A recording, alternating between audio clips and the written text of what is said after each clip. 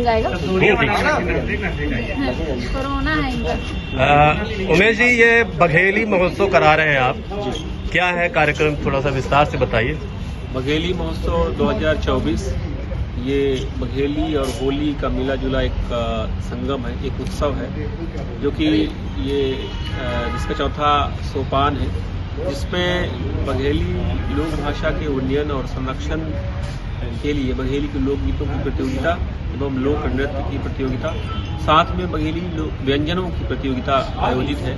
22 तारीख को सुबह 11 बजे से लेकर के लगभग रात को 10 बजे तक ये सभी कार्यक्रम आयोजित किए जाएंगे।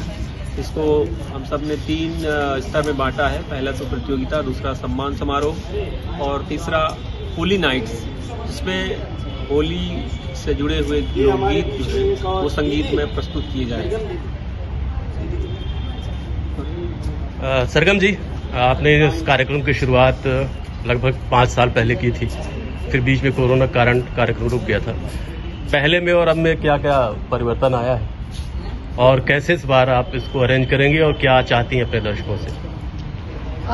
2018 इसी मुक्ताकाश मंच में मैंने शुरुआत की थी।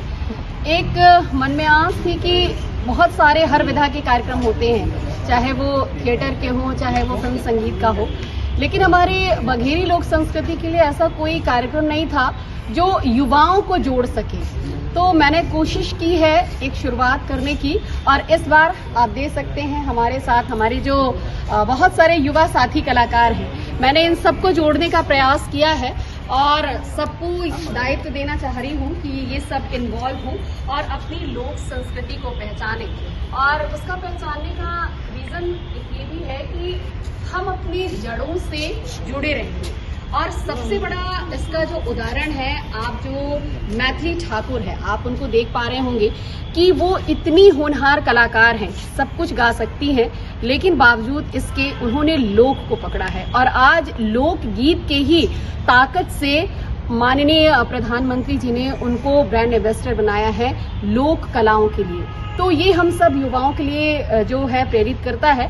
ठीक है, हर चीज़ की अपनी एक जगह होती है, अपना एक स्थान होता है, लेकिन जो लोक भाषा है, जिससे हम उसे मातृभाषा भी कह सकते हैं क्योंकि हम उससे कनेक्ट होते हैं, तो हमें ज़मीन से जुड़े रहना है, तो हमें अपनी जो लोक है, अपना जो संस्कृति है, उसे संभालना होगा। आप देख रहे होंगे कि जो साउथ की फिल्में हैं, आप देखिए उसमें जो साउथ की फिल्में में जो हीरोइन है वो अधिकतर साड़ी पहनती है, वो अपनी शादी विवाह को बड़े सुंदर तरीके से फिल्माते हैं। तो इसका मतलब है कि वो अपनी संस्कृति को नहीं छोड़ते। तो इन युवाओं को लेकर मैं भी एक ऐसा कोशिश कर रही हूँ कि ये युवा भी सब कुछ करें। जरूरी नहीं कि फिल्म संगीत छोड़ दे, वो सब करें, लेकिन उसके साथ साथ हमारी जो लोक संस्कृति है, हमारे जो लोक की चीजें हैं, चाहे वो हमारे बघेली व्यंजन हो, जैसा कि हम दूसरों को एग्जाम्पल देते हैं, अरे राजस्थान का ये ढोकला बहुत प्रसिद्ध है, लिट्टी चोखा बहुत प्रसिद्ध है।